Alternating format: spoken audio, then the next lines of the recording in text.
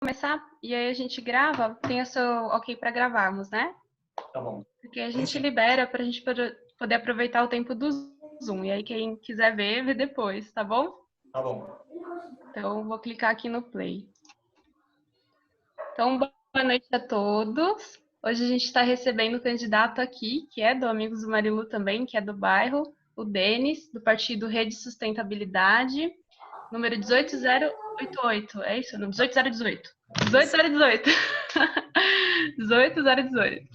Então tá certo. Denis, as lives elas estão sempre assim. Os primeiros 15 minutos você se apresenta, você já sabe que o grupo surgiu a partir de um grupo de segurança, o grupo do bairro, que a gente tem as propostas. Então, use esse tempo aqui inicial para poder falar sobre suas propostas e projetos, sua trajetória, e depois a gente vai inserir perguntas, tá bom? Então, o tempo é seu, a gente está aqui para te ouvir. Tá bom, perfeito. Então, eu vou começar falando um pouco sobre mim, depois eu falo sobre um pouco o partido que eu estou e por que eu me motivei a entrar na política, e por fim eu vou falar sobre as minhas propostas. Então, aqui, participando da live, muitos de vocês eu conheço pessoalmente, alguns de infância, quando aqui era tudo mato. Então, eu sou aqui, nasci aqui e vivi aqui a vida inteira. Então, eu estudei aqui na Antônio Pedroso, estudei aqui no Engenho, que é o Benevides Beraldo. Então, eu conheço aqui o bairro muito bem, porque eu vivi a vida inteira aqui, conheço cada viela, cada escadão, cada campinho abandonado, então conheço bem o bairro. Tenho 30 anos, eu sou formado em Engenharia de Gestão pela Universidade Federal da ABC, sou formado em Ciência e Tecnologia pela Universidade Federal da ABC, e atualmente eu curso um mestrado em Logística lá na Escola Politécnica da USP. Eu trabalho com consultoria de empresas. Basicamente, sobre mim é isso. Então, o que me motivou a entrar na política é um pouco da indignação de como a gente está encarando os nossos políticos hoje em dia. Hoje em dia, os nossos políticos não têm muita seriedade. Você não vê muitos políticos que estão preparados, com boas intenções. Então, essa meio que indignação que eu tive me motivou a querer entrar na política. Então, ano passado, comecei a pesquisar um pouco sobre os partidos, conversar com alguns candidatos a prefeito, conversar com alguns candidatos a vereador, conversar com alguns presidentes de partido. E com isso eu cheguei ao partido que eu estou hoje, que é a Rede Sustentabilidade. A Rede Sustentabilidade era um partido que ele surgiu em 2015, então é um partido muito novo, e é um partido que ele não tem, eu acho que é um dos motivos principais que eu gostei de escolher esse partido, é que ele não tem ninguém envolvido com esquemas de corrupção. Então, a gente não tem aquela preocupação de ter que ficar defendendo algo que não é o seu problema, entende? Então, é um partido que não tem nenhum problema com questões políticas, não tem um partido, enfim, idôneo. E eu tenho um partido que eu me identificava também. Então, com isso, eu comecei a estruturar o partido aqui no município, que ele estava muito pequeno. Começamos a agregar pessoas e, com isso, a gente começou a fechar esse assunto de participar das eleições desse ano. Sobre as minhas propostas, ano passado eu fui lá na Praça da Fonte com uma pranchetinha e perguntar para as pessoas o que elas têm interesse, que elas acham que precisam na cidade.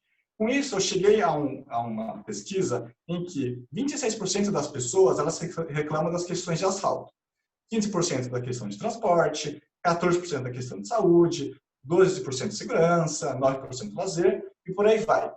Com essa informação, eu comecei, desde então, a perguntar para as pessoas o que elas acham que precisa realmente no município. E com isso, eu consegui validar essa informação e construir as minhas propostas e os meus objetivos. Então, eu tenho 3 objetivos principais na minha vereança. Então, um dos objetivos principais é a geração de emprego e renda no município. Um segundo, porque principalmente nesse momento de pandemia, a gente tem que ter candidatos que tenham propostas para isso. A gente não pode esperar que o livre mercado resolva essa questão de emprego e gere esses empregos na cidade. Então, um dos meus objetivos é a geração de emprego e renda. O segundo ponto, que é um dos um dos campeões de reclamação no município, é a questão de transporte público e mobilidade. Todo mundo reclama disso. Todo mundo reclama disso. E eu acho que por experiência própria, eu também sou usuário do sistema, eu sei que não está bom. Então, um dos meus objetivos também é a melhoria no nosso transporte público e na mobilidade. E o terceiro ponto, o terceiro objetivo, seria a melhoria da gestão dos serviços públicos.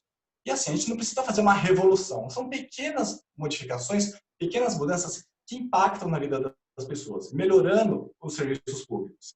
Então, com isso, com esses 3 objetivos, eu criei 12 propostas, que são as 12 propostas que eu estou divulgando agora no período de campanha. E essas propostas, elas são muito interessantes, assim. Se quiser, a gente pode entrar no detalhe, mas não sei se a gente teria tempo para isso. E, bom, é isso. Agora eu fico aberto.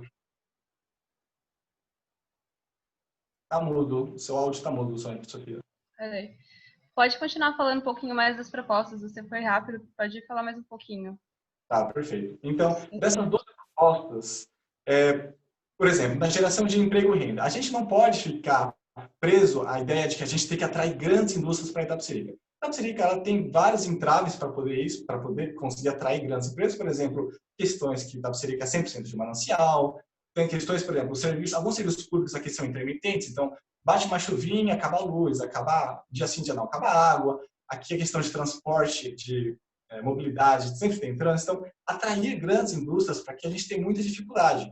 Se a gente querer, então, por exemplo, propor uma lei de incentivo fiscal, a gente já tem outras dificuldades. Por exemplo, se a gente for querer fazer uma lei de incentivo fiscal para atrair indústrias, a gente teria que tratar do IPI e do ICMS. E aí, a gente teria que tratar com o governo federal e com o governo estadual. Então, é muito complexo a gente fazer leis de incentivo fiscal para atrair grandes indústrias nesse sentido. Na questão de serviços, tá bom, vamos atrair grandes empresas de serviço. Então, vamos lá criar uma lei de incentivo fiscal para atrair isso, empresas de serviço.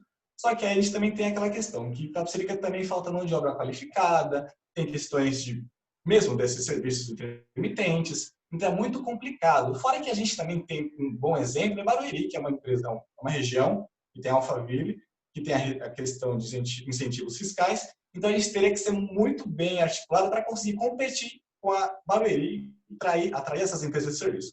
Então, eu acho que a gente consegue gerar emprego e renda com pequenas ações. A gente vai, através de... acho que um ponto forte da Itapecerica, que tem um grande potencial, é no turismo. A gente tem muitas coisas aqui que a gente, mesmo moradores, a gente não conhece. Então, são pequenas ações que a gente vai conseguir gerar emprego e renda. Não tem uma fórmula mágica para isso. A questão de transporte, eu trouxe algumas propostas, por exemplo, a isenção de uma hora na Zona Azul, que é o estacionamento rotativo, e aí como é que seria feito isso? A pessoa ela consumiria na região central e teria direito a 1 hora de isenção na Zona Azul. Com isso, a pessoa se estimularia a ficar realmente o tempo necessário. Ela não ficaria a mais que isso, porque se ela tem esse incentivo, é um motivo para ela poder ficar o menor tempo possível. Questão de gestão de serviços públicos, por exemplo. A nossa UBS, que é a Salvador de Leone, por exemplo, uma coisa que eu questionei uma vez para a superintendente de lá, é essa questão da gente marcar consulta, ter que ir lá segunda-feira às 7 horas da manhã para poder conseguir marcar uma consulta. E aí ela falou que a gente está desenvolvendo um aplicativo para poder facilitar isso. Mas isso é uma coisa que está correndo há muito tempo. Eu acho que um vereador ele poderia ir atrás e tentar ajudar a resolver essas questões, tentar tirar essas ideias do papel, sabe? Então são pequenas ações que vai melhorar a gestão dos serviços públicos. Denis, você comentou, foi muito bem colocado a questão de divulgação do que a gente tem de melhor aqui na região. Pra você ter uma ideia, na Represinha eu sempre soube que tinha no Sampaio ali o espaço da Represinha, eu nunca tinha ido, eu fui esse ano. E eu fui lá, achei linda a natureza, mas estrutura zero de estrutura. Ninguém te orienta onde você vai, você tem que seguir uma trilha do nada, que você acha que é ali. Vários lugares também, tudo bem, mas tinha várias telhas de aranha, quer dizer, onde você vai passar com o seu filho ali. Então, assim, falta limpeza, falta estrutura e falta comunicação. A cidade não tem. Ninguém fala para a gente quais os melhores pontos turísticos. Aqui Cacuji, a gente sabe, temos de São Paulo para cá. Fora isso, não tem. É o louvor do Padre Alberto que tem. É isso que a gente vê hoje. E a gente tem tantos pontos turísticos, é bem comentado. Antes de iniciar as perguntas, eu estava pensando que eu queria fazer uma pergunta para você.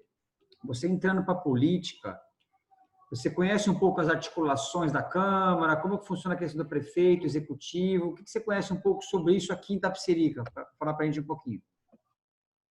Bom, para Itapecerica e para no geral também, né? A gente tem que entender que o legislativo ele vai propor o orçamento do município, aprovar e fiscalizar. Quem vai executar essa questão orçamentária é o prefeito. Então, a gente tem que ter clara essa diferença de competências.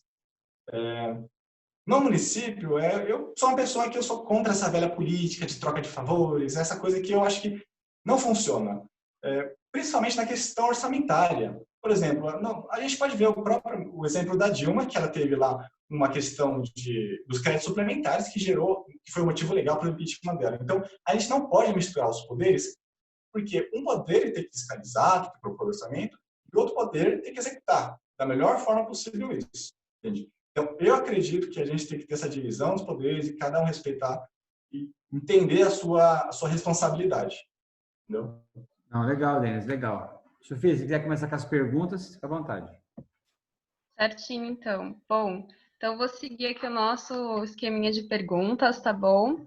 A gente está com o projeto do bairro, você viu, a gente protocolou no dia 23 de agosto e conseguimos até o momento 4 itens. Então a gente sabe que o vereador, ele é o vereador da cidade, mas a gente também gostaria de saber se podemos considerar que você, sendo eleito, também vai nos representar e ajudar com o cumprimento desses projetos a curto prazo.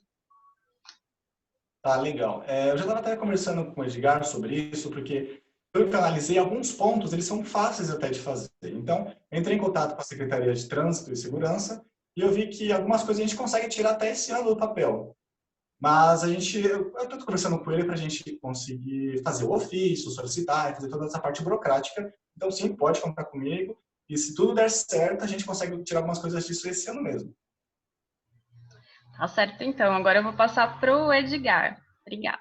Só complementando a pergunta dela, você que é morador do bairro aqui, eu tenho uma grande indignação com relação à estrutura do nosso bairro. Eu vou falar do nosso, porque a gente mora. Cada bairro tem que cuidar do seu. O vereador não, mas o morador tem que cuidar do seu bairro onde você mora. O vereador tem que cuidar da cidade.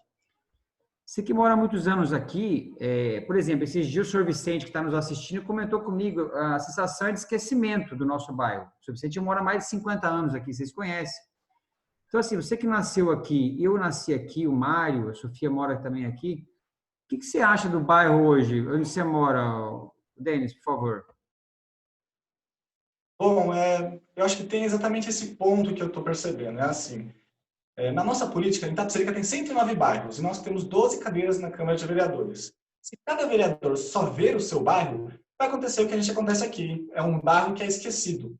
Então, a gente não pode ter essa visão que o vereador só vê o seu bairro. Porque a gente vê lá o bairro dos vereadores, das mil maravilhas. Mas e os outros bairros? A gente não pode ter isso. Então, a minha proposta, a minha intenção é defender todos os bairros, principalmente aqueles que não tenham vereador. Porque a gente não pode ficar assim, por questões eleitorais, apenas defender o seu bairro, para poder defender os seus votos, sabe? A gente não pode pensar assim, a gente tem que pensar em todos. Então, Verdade. a minha intenção é defender todos os bairros, principalmente aqueles que não tenham representante. E provavelmente são os médios e os pequenos bairros.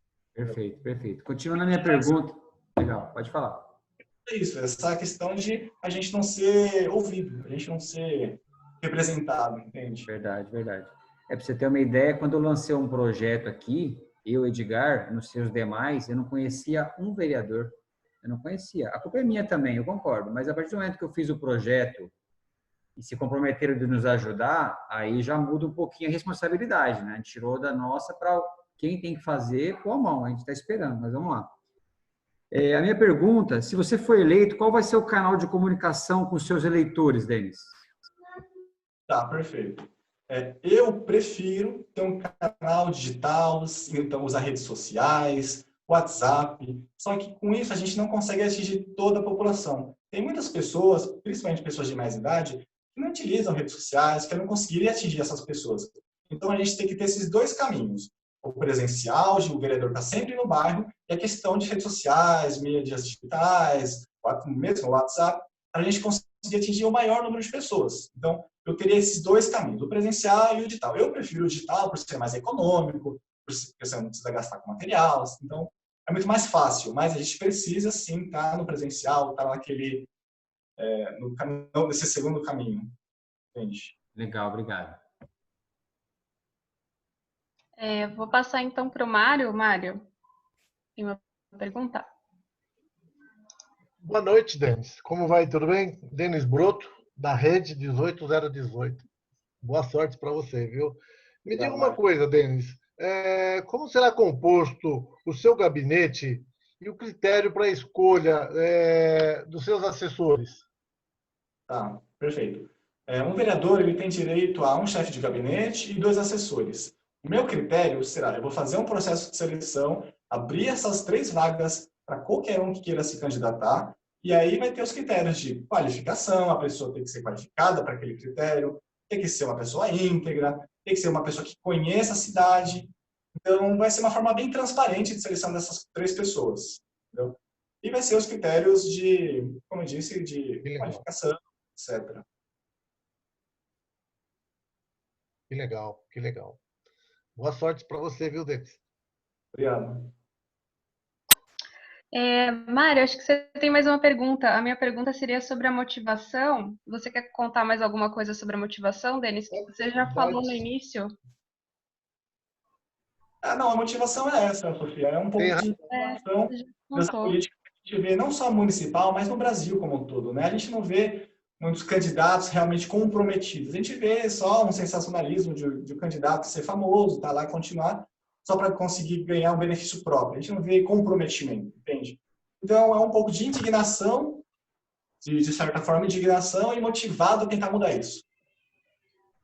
Tá certo, então. Vou passar agora para o Mário, de novo.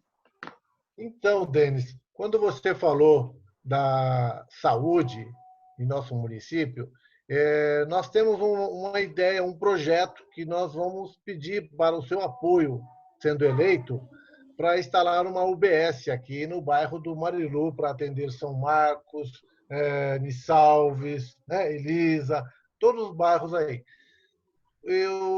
Será que podemos contar com você, caso eleito, nos ajudar a essa instalação para poder atender mais essa parte da cidade? Tá, olha, Mário, se eu precisasse te dar uma resposta agora, ela seria não. Eu explico o porquê. Primeiro, pelo motivo óbvio que quem executa o orçamento é o prefeito. Por mais que eu possa te falar, eu vou defender, eu posso falar assim, para conseguir o voto de todo mundo, falar assim, vou defender, vou protocolar lá ano que vem uma solicitação, um ofício junto ao prefeito, e aí isso vai depender do prefeito. Então, isso depende muito do Poder Executivo. Então, eu não posso fazer esse comprometimento porque não sou eu que executo o orçamento. Como legislativo, eu tenho as prerrogativas de, por exemplo, incluir na lei de diretrizes orçamentárias essa questão de uma UBS na região.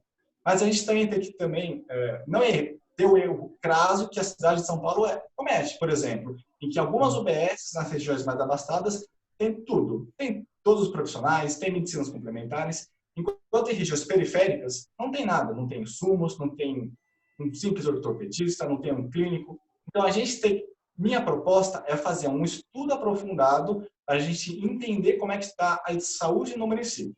Com esse estudo, a gente vai saber, por exemplo, ver questão de profissionais, quais são os profissionais que precisam em quais regiões, a questão de fila de espera, fazer um planejamento a longo prazo, tanto societário, demográfico, e entender onde que a gente precisaria instalar novas UBSs, e se for necessário, instalar novas UBSs. Se nesse estudo a gente entender que a melhor região, que é a que mais precisa, seria aqui, ótimo, perfeito. Aí eu poderia ir lá me comprometer com o senhor que a gente vai defender isso. Mas antes de ter essas informações, eu não quero cometer essa irresponsabilidade, porque a gente como morador a gente gostaria que tivesse uma UBS aqui. Mas e naquela outra região? Será que não está mais precário que aqui? Entende? Então, eu não posso cometer essa irresponsabilidade. Eu preciso primeiro ter informações, dados, para poder tomar essas decisões. Entendeu? Mas, mesmo que a região indicada nesse estudo não seja essa, eu tenho sim, aí é que eu posso me comprometer a melhorar sim a gestão da saúde na nossa UBS, que é a Salvador de León, por exemplo. Isso eu posso me comprometer. Mas a instalação de uma UBS também, porque é muito complicado, porque, assim, a instalação de uma UBS, você tem primeiro a questão de investimento, que deve ser lá uns 7, 8 milhões. Depois ainda tem a questão de manutenção. E, assim, o nosso orçamento do município, 95% já está comprometido por questões de despesas correntes. Então, pagamento de funcionário, pagamento de juros, pagamento de aposentadorias. Então, a gente tem que colocar isso na balança e entender se a gente consegue construir uma nova UBS ou se a gente vai ter que realmente só otimizar o que a gente já tem e fazer que as coisas funcionem melhor. Entendi. Legal, tá bom. Gostaria, claro, como morador, eu gostaria que tivesse uma UBS aqui, mas eu não posso ser responsável de tomar essa medida sem analisar todo o contexto. Entende? Entendi. Tá bom, muito obrigado. Edgar, acho que tinha que fazer uma pergunta para ele também, Edgar. Sim, sim. Ô, Denis, eu percebi que você é uma pessoa bem atualizada, está fazendo mestrado, na USP, inclusive, você comentou, né? Isso. Vou fazer uma pergunta, voltado para a população de Tapecerica aqui. Você tem algum projeto social, cursos profissionalizantes para gerar emprego e uma fiscalização melhor contra as invasões ambientais? Então, são duas perguntas, né? Uma questão de geração de capacitação e outra regulação fundiária, né? Regulação de Sim. imóveis, né? Na questão de capacitação, tem um projeto que a prefeitura já tem, que é o Cidadão Bilíngue. É um projeto que as crianças podem aprender inglês e é um projeto que fica lá na região central, na Praça da Fonte. A minha ideia é defender que a gente consiga expandir esse projeto para bairros periféricos que não têm escolas de inglês. Então, seria uma forma fácil, viável, da gente conseguir levar capacitação para essas crianças em regiões periféricas.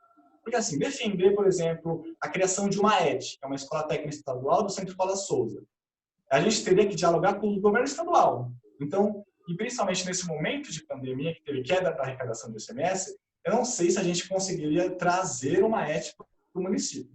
Porque eu acho que a mais próxima que tem é aquela do Imbu e uma de Santo Amaro. Então, capacitação através de um Centro Paula Souza, eu acho que tem essas limitações. Através do SESI, talvez a gente consiga fazer parcerias e trazer capacitação, que eu acho que seria mais fácil. Por exemplo, utilizar as escolas que nós já temos, por exemplo, a Asa Branca, ela tem uma boa estrutura, e desenvolver lá. Mas fazer um investimento de uma estrutura como essa depende do governo do estado, então é um pouco mais complexo, entende? E a questão de regularização de imóveis, esse é um problema sem fim, porque é assim, muitos imóveis eles estão em regiões irregulares e são novos em regiões irregulares. A gente pode regularizar eles, mas se a gente não tiver um planejamento a longo prazo, um planejamento urbano, vai ter outros imóveis irregulares em outras regiões.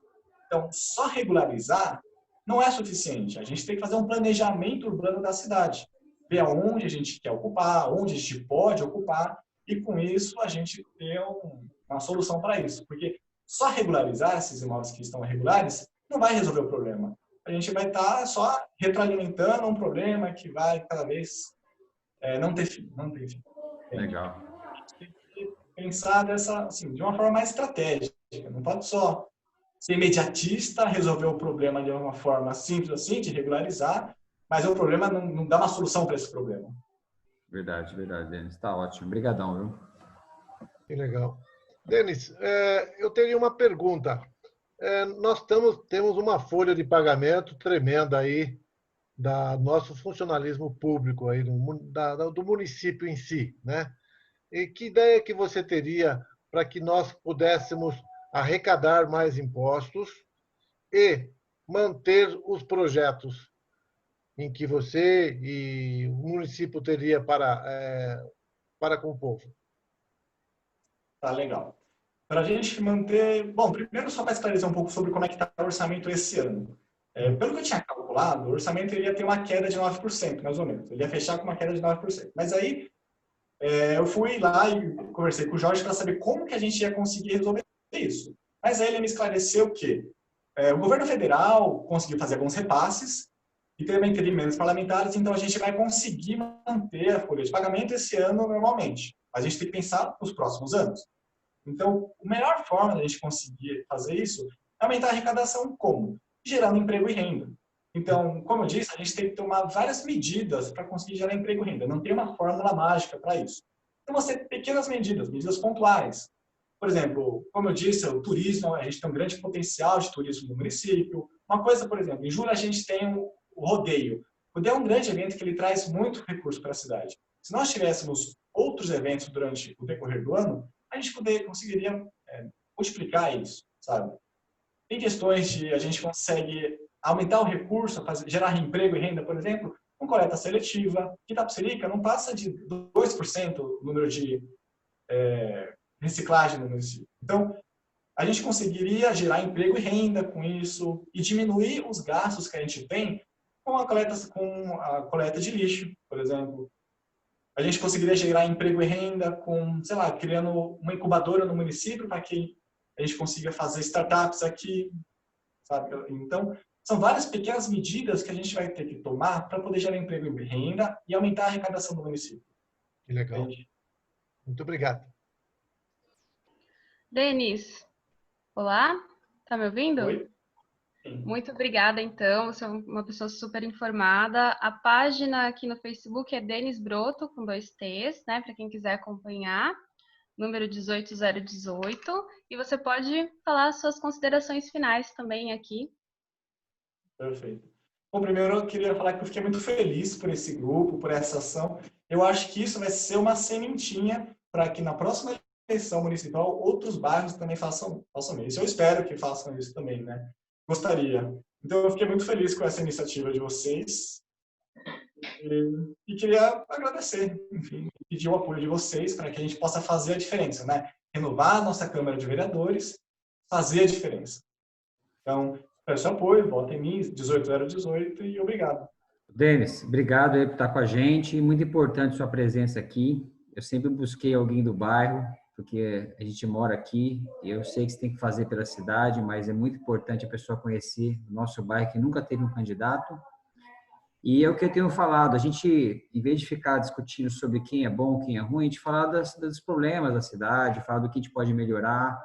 E hoje a gente está te conhecendo aqui, olho no olho, e muita gente vai te conhecer, a gente vai colocar os vídeos para outros grupos, outros representantes, e vamos espalhar assim, espalhar essas experiências boas aí que a gente está aprendendo dia a dia. E a hora que você quiser dar uma passada aqui, a gente bater um papo, aquele dia eu estava correndo, estou à disposição. Você é meu vizinho, hoje é um amigo do Marilu. Conta com a gente, viu, Denis? Legal, obrigado. Faço sim, faço sim. Mário, quer falar alguma coisa? Olha, eu sou as suas palavras, fico muito contente de ter um vizinho, vereador, sendo eleito. Vou torcer por você, Denis. Você é muito importante, faz parte da renovação política do município, tá? E vem de uma família muito boa, que eu conheço há muitos anos, e desejo toda a sorte do mundo para você, Denis. Muito obrigado, Mário. Muito obrigado. Lembrando que, independente do que é coisa, a gente conta muito com você aí no próximo ano para lutar pelo nosso bairro, nossa rua, campo, que a gente possa se divertir aqui com segurança no nosso bairro e amizade aí cada vez mais, essa união do bairro. Isso é muito importante, independente de partido que seja, o ser humano em primeiro lugar, né, Denis? Sim, sim. Independente também do resultado da eleição, podem contar comigo. Sim, com certeza. Já percebi que você... Pelas melhorias e sermos representados. Já percebi que você é uma pessoa que tem muita energia, tem uma vontade de melhorar, já me procurou algumas vezes aqui, eu tenho que reconhecer, tenho que comentar isso aqui no vídeo, e está preocupado com várias coisas também, fico contente, viu? Tá com a gente aí. Obrigado, boa noite a todos. Fiquem com Deus, até mais.